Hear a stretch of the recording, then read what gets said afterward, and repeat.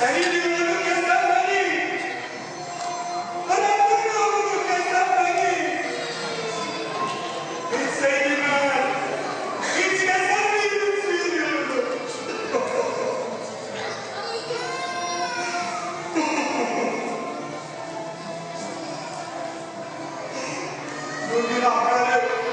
Bu günahları bağışlar mısın?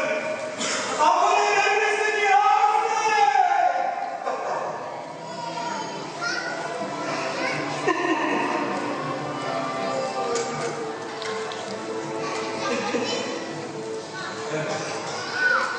Evet. Allah günahlarını bağışlar ve tövbenin kabul etsin.